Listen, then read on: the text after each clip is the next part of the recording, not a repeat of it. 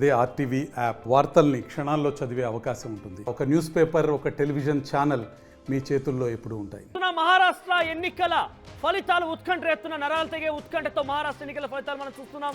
ఈ నేపథ్యంలో తెలుగు రాష్ట్రాల నుంచి చాలా మంది కూడా మహారాష్ట్ర ఎన్నికలకు వెళ్ళిన సందర్భంలో అక్కడ తెలుగు రాష్ట్ర ఎన్నికలు జరుగుతున్నాయి లేదా మహారాష్ట్ర ఎన్నికలు జరుగుతున్న తరహాలో కూడా తెలుగు రాష్ట్రాల్లోని మంత్రులు, ముఖ్యమంత్రులు, డిప్యూటీ ముఖ్యమంత్రులు వెళ్ళి ప్రచారం చేసే సందర్భాలు అనేకంగా ఉన్నాయి. అయితే తెలంగాణకు సంబంధించిన నాయకులు వెళ్ళారు, అటు ఆంధ్రప్రదేశ్ సంబంధించిన నాయకులు వెళ్ళారు. ఈ నేపథ్యంలో పవన్ కళ్యాణ్ నియోజకవర్గాలు ఏవైతే ప్రచారం చేశారో అక్కడ అత్యధిక మెజార్టీ కనబరుస్తూ ఆధిక్యత కొనసాగిస్తున్నారు బీజేపీకి సంబంధించినటువంటి ఎమ్మెల్యే అభ్యర్థులు. సో ప్రస్తుతం పవన్ కళ్యాణ్ ప్రచారం నిర్వహించినటువంటి షోలాపూర్, డెగ్లూరులో బీజేపీ హవా క్రియేట్ చేస్తోంది. ఈ నెల 16, 17 తేదీల్లో మహాయుతి తరపున పవన్ కళ్యాణ్ ప్రచారం చేశారు. ఆ నియోజకవర్గాల్లో విజయ పదంలో పవన్ ప్రచారం చేసిన అభ్యర్థులు ముందుకు కొనసాగుతున్నారు. అయితే సౌత్ ఇండియాలో బీజేపీ బ్రహ్మాస్త్రంలా దొరికారు పవన్ కళ్యాణ్. సౌత్ ఇండియా వ్యాప్తంగా సనాతన ధర్మం అని కానివ్వండి, బీజేపీకి సంబంధించి అనేక విషయాల్లో కూడా ధర్మం, దేవుడు, భక్తి అంటూ కూడా మాట్లాడుకొచ్చే పదాలు ఆయన నుంచి వచ్చేటువంటి ఆ మాటలని కూడా చాలా వరకు ఓటర్లను ప్రభావితం చేస్తున్నాయి. బీజేపీకి ఒక మహాప్రసాదంలా, బ్రహ్మాస్త్రంలా పవన్ కళ్యాణ్ దొరికాడని చెప్పొచ్చు. ఎస్, డెగ్లూరు, సోలాపూర్లో బీజేపీ అభ్యర్థులు విజయ డంకా దిశగా ముందుకు వెళ్తున్నారు. అత్యధిక మెజార్టీతో ఆధిక్యత కనబరుస్తూ వస్తున్నారు. సుమారుగా 10,000, 12,000 పైచిలకు మెజార్టీతో వాళ్ళు కొనసాగుతున్నారు. పవన్ కళ్యాణ్ ఎన్నికల ప్రచారంలో ఆయన ఎక్కువగా సనాతన ధర్మం గురించి, గత కాంగ్రెస్ పార్టీ ప్రభుత్వాలు అక్కడ చేసినటువంటి ప్రచారాల గురించి, ముఖ్యంగా తెలుగు రాష్ట్రాలటువంటి తెలంగాణ కానివ్వండి, కర్ణాటకలో కానివ్వండి, సౌత్ ఇండియాలో ఈ 2 రాష్ట్రాలని ఉద్దేశిస్తూ కాంగ్రెస్ పార్టీ ప్రభుత్వాలను ఎక్కుపెడుతూ ఆయన మాట్లాడుకొచ్చారు. సో ఇక్కడ ఆయన ప్రచారాల తీరుతలను చూసిన తర్వాత డెఫినెట్గా అక్కడ ఆ క్రౌడ్ గ్యాదరింగ్ కానివ్వండి, బీజేపీ హోర్ కానివ్వండి, డెఫినెట్గా పవన్ కళ్యాణ్ సత్తా చాటారనే రకంగా సంకేతాలు కనబడుతున్నాయి. ఈరోజు రిజల్ట్స్ ఫలితాలు చూసినా కూడా.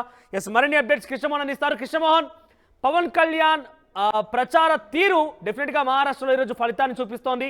సౌత్ ఇండియాలో ఆయన ఒక బ్రహ్మాస్త్రంలో దొరికారు. మహారాష్ట్ర ఎన్నికల ప్రచారంలో కూడా చాలా జోరుగా ప్రచారం చేశారు ఆయన. డెగ్లూరు, సోలాపూర్ నియోజకవర్గాల్లో సుమారుగా ఇప్పటివరకు 4 రౌండ్లు పూర్తయ్యేసరికి 12, 13,000 మెజార్టీతో వారు ఆధిక్యత కనబరుస్తున్నారు. సో పవన్ కళ్యాణ్ ఇన్ఫ్లుయెన్స్ ఏ రకంగా ఉంది, ఇంకే నియోజకవర్గాలైనా ప్రచారం చేశారు? డెఫినెట్ గా మనోజ్, పవన్ కళ్యాణ్ ఏదైతే మహారాష్ట్రలో ఈ నెల 16, 17 తారీఖుల్లో ప్రత్యేకంగా మహాయుతి తరఫున ప్రచారం చేశారు. ప్రధానంగా ఆయన షోలాపూర్ అండ్ డెగ్లూరు రెండిట్లో కూడా పెద్ద ఎత్తున ప్రచారం చేశారు. 2 రోజుల పాటు ఆయా ప్రాంతాల్లో మొత్తం కూడా ఆయన సభలు పెట్టిన పరిస్థితి ఉంది. అదే సభలో కాంగ్రెస్ తో పాటు తెలంగాణ ముఖ్యమంత్రి మీద కూడా తీవ్రమైన విమర్శలు చేసిన పరిస్థితి కూడా మనం చూసాం. ఇదే మహారాష్ట్ర ఎన్నికల్లో మాత్రం పవన్ కళ్యాణ్ ఒక బూస్టింగ్ ఇచ్చాడు అనేది చెప్పాలి.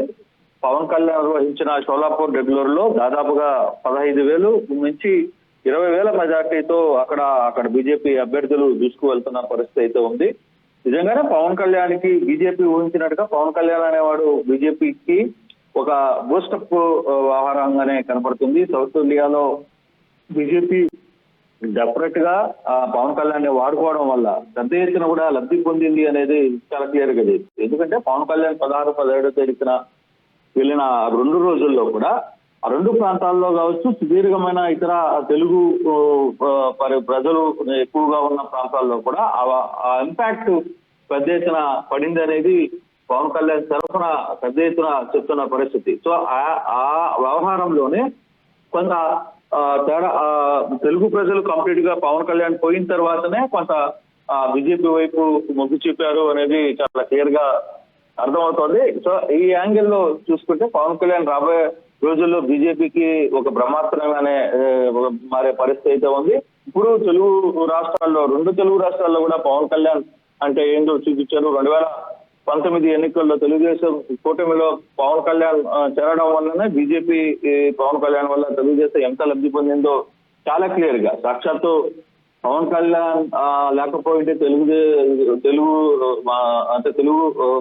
రాష్ట్రాల్లో ఖచ్చితంగా తెలుగుదేశానికి చాలా ఇంపాక్ట్ కుదిరిందని చంద్రబాబే మాట్లాడిన వ్యాఖ్యలు కూడా మనం చూస్తున్నాం. సో ఈ యాంగిల్లో కానీ ఒకసారి చూసుకుంటే డెఫినెట్ గా పవన్ కళ్యాణ్ అనే వ్యక్తి బీజేపీకి ఒక బూస్టప్ లాంటిది అని చెప్పాల్సిన పరిస్థితి ఉంది. అట్లా మహారాష్ట్రలో కూడా తన సత్తాన్ని చాటిన పరిస్థితి మనం చూస్తున్నాం. మనోజ్, సో కృష్ణమోహన్, పవన్ కళ్యాణ్ ప్రచార తీరుతలను చూసాం మనం. మహారాష్ట్రలో కూడా ఆయన పెద్ద ఎత్తున ఆయన అభిమానులు ఆకట్టుకున్నారు. బీజేపీకి సంబంధించి ఏ రకంగా అయితే హిందూ సంఘాలు, హిందువులు, ధర్మం, న్యాయం, సనాతన ధర్మం అంటూ మాట్లాడుకొస్తున్నారు, అదే రీతిలో మాట్లాడుకొచ్చారు ఆయన.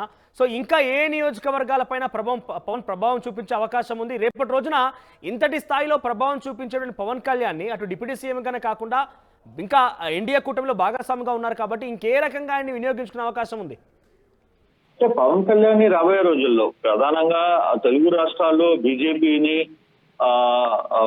ముఖ్యమంత్రి స్థానంలో కూర్చోబెట్టాలి అనేది కేంద్రం చాలా సీరియస్ గా ఆలోచిస్తుంది. అందుకే పవన్ కళ్యాణ్ వ్యవహారంలో బీజేపీ చాలా జాగ్రత్తగా చూసుకుంటుంది. అలాగే అతను చెప్పిన ఏ పని అయినా సరే అక్కడ ఉన్న రాష్ట్రాలు వెంటనే పనిచేయడానికి కూడా సిద్ధపడుతున్న పరిస్థితి. అయితే బహుశా ఇప్పటికే కొంత టాక్స్ అయితే బయట కనపడుతున్నాయి. పవన్ కళ్యాణ్ బీజేపీ కలిసి ఈసారి ఎన్నికల్లో 2029 ఎన్నికల్లో ముందుకు రాబోతున్నాయి. ఆ దిశగానే బీజేపీ ఒక వ్యూహంతో ఉంది అనేది. అయితే కూటమి ప్రభుత్వం ఆంధ్రప్రదేశ్ లో చూసుకుంటే కూటమి ప్రభుత్వం ఇలాగే ఉంటుందా?